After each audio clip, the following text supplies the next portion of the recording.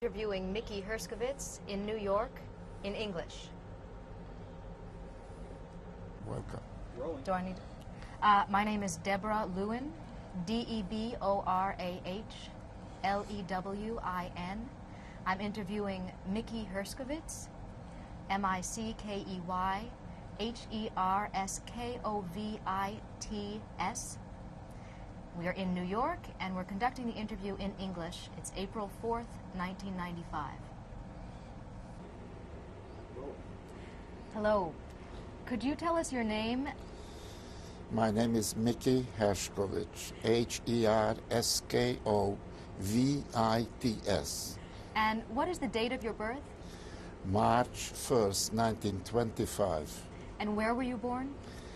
I was born in a city, Oradea, O-R-A-D-E-A, which is located in Romania, right along the Hungarian border, 8 kilometers, 5 miles from the Hungarian border. Okay. And how many people were in your immediate family? 5, father, mother, myself, a sister, and a younger brother. And what was your father's name? His name was D-E-Z-S-O, which is Deja, which is David, actually. Okay. Yeah. And when was he born? He was born on December 14th, 1888. And what did he do? He was a merchant of flour, that's F-L-O-U-R, and imported coffee from Brazil, which he sold locally to the coffee houses, restaurants, etc. And your mother's name, maiden name? Maiden name is Steiner, S-T-E-I-N-E-R, first name Laura, and she was born on March 16th, 1896.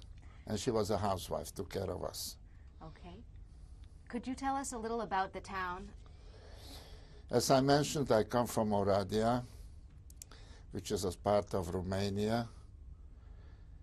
And this town had between 96 and 98,000 people, inhabitants, of which 1/3, about 33,000 were Jews.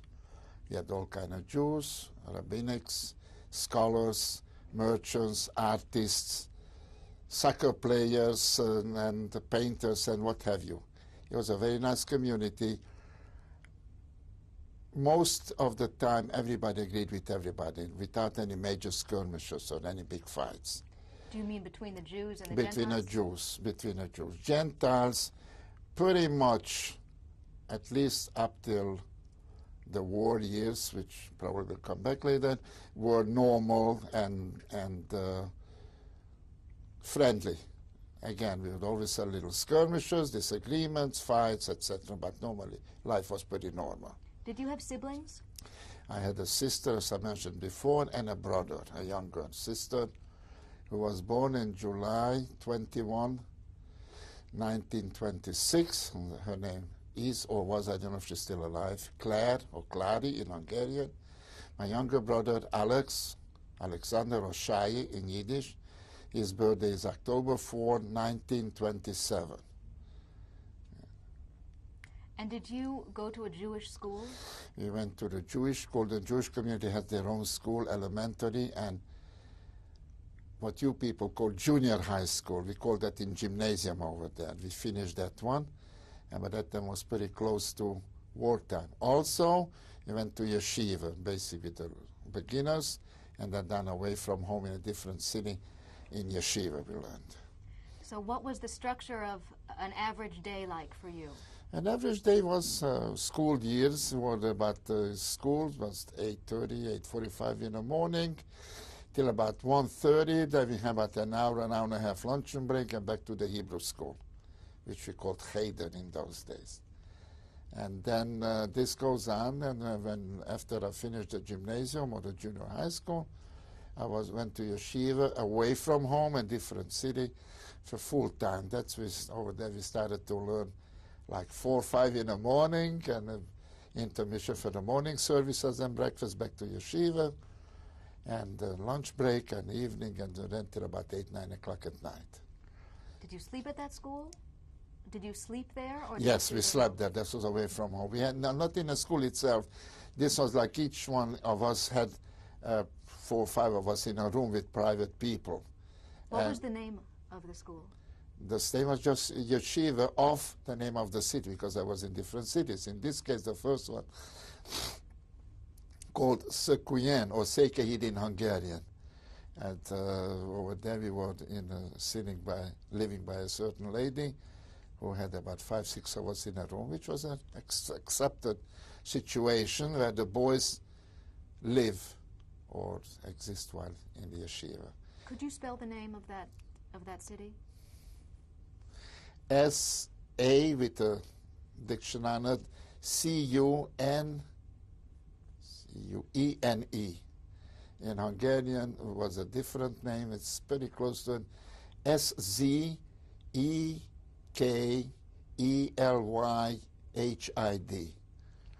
And we were there. 2 major terms of the year is between after Passover till before the high holidays, and after Sukkot back to before Passover. And I was there in one season. Then I switched to another yeshiva, which that one called in a different city. That is C-A-R-E-Y, Karey, or a Hungarian Nagy Károly. Over there I was sitting for 3 years learning. We were there till a time came where Jews were not allowed to travel by train, that we had a small yeshiva. Our fathers got together and hired a rabbi for us in a small yeshiva, about 15, 20 boys in our hometown. Now, this was... What was the name of your rabbi? The rabbi was Levi, Rabbi Levi, Chaim Yehuda Levi. Now, I have to mention here, in the meantime, we are entering a period in 1940 when this city became part of Hungary. In other words, through the Trianon Agreement during the war, this was given back to Hungary, which was originally Hungary before World War I. It was taken away from punishment from Hungary, given to Romania, along with some section to Czechoslovakia and Yugoslavia, which were called the Petit Entente, as opposed to the Big Entente, which were the Western Allies. This time was given back to Hungary in 1940, of August 1940, and that time, at the beginning, life was normal. Little by little, certain restriction and difficult things happening. How old were you in 1940? 15. And did the name of the town stay the same? No, the name of the town from Oreda changed to Nagyvárad. That is N-A-G-Y-V-A-R-A-D. Now, the city remained the same pretty much. Few influx of people came a little bit more, but not appreciable amount. And we were still living. Then little by little, various degrees came out that the Jews couldn't do this, Jew couldn't do that. Could you get specific? Yes, my father, who was a merchant of flour, and an uncle of his who was a merchant of salt, which was governmental items, they couldn't handle it anymore.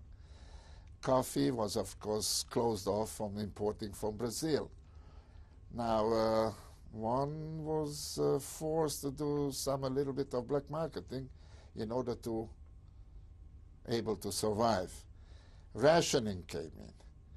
That time bread and rice and oil, etc. were rations. My father one day bought some extra bread cards, ration cards. We have to eat. And somebody or somehow the police found out. They came to our house.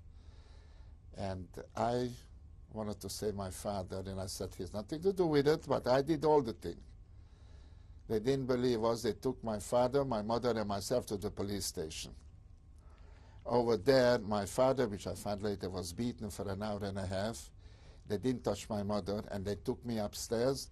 I was tied up, and I was beaten for 1 hour and a quarter. And how old were you at that time? At this point, I was 18, not quite 18, in January of 43. And a couple of times I fainted, because when finally they let me go, and I came to, I found lots of water puddle around me. But I was tied together, I couldn't move, and they were beating me. Next day, trying to help my father didn't help. My father and I were sentenced of 3 months in jail. And we fulfilled the 3 months in jail. And we were there till April 13th, I believe. And that year happened to be 1 week before Pesach, or the Passover season. Now, in jail itself, once we got there, we were in a cell with 7 Jews and 1 Gentile fellow, but he was a good friend of ours.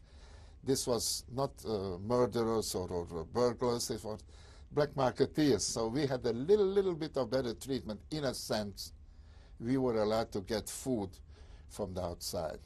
And every day food came in to every one of us. The families provided, sent in, cooked food, and we ate. Inside the jail, yeah, we would have 1 hour a day we had for free to walk in a courtyard. Otherwise, we were inside literally doing nothing. Reading, smuggled in newspapers, and that's about it. What was your experience of anti-Semitism in your hometown from 1940 on? For 1940 on was different. The young boys, not so 1940, I think started in 1941, where they get more wild. They could more attack the Jew without the Jew hitting them back, without repercussion, without being taken for an answer why they do that. So they used to gang up in the corners and jump 1 or 2 Jews, whether they were young or old. Interestingly enough, they very seldom did it to women, but they did very seldom, mostly the boys and elderly men. Coming from synagogue shul or going, and they jumped and beat them up. And it wasn't a sense of robbery, give me money or give me anything of those. It's just the pure sense of beating up a Jew. And that was it. And later on, it became progressively more serious. We were not allowed to go to the theater, big deal. But then came that my father was taking away his livelihood. And after we came out from the jail in April of 43, it got difficult in every sense. If somebody went to the city hall, where you Jew have no right to complain, you Jew have no right to do this, you Jew not to do that, you should be alive, happy that you are alive, till they brought us up to end of 1943 and beginning of 1944. 1944, on a beautiful Sunday, March 19th, the Germans took over Europe. I remember that day we went to the soccer stadium to watch a very important soccer game. And our home team won, and coming home, and we were happy and singing, and then we only noticed that the whole city practically shut down. Movie theaters weren't playing, people weren't sitting in the accustomed places of theirs in the coffee houses where you usually go for a cup of coffee, play chess, play cards. By the time we got home, we had the news that the Germans came. That was March 19th. Prior to this, had you had to wear any identifying? Not yet. This started, the March 19th wasn't too much visible. Beginning of April, all of a sudden, like you cut it with a knife. On April 5th, which was previously announced, as of April 5th, Jews were to wear a yellow star. On April 5th, we did. We put on a yellow star. You could go on the street only 1 hour in the morning to buy the necessary provisions. Otherwise, you were housebound. Passover that year started April 7th. I remember 2 days after we put on the yellow star. Services in the shul, in the synagogue in the evening, they tried to bring it earlier so everybody by night for sure be home, safe. Because the beatings got more progressive. They're more ganging up on this. Passover was, what kind of Passover it was, but still the family was together. Late April,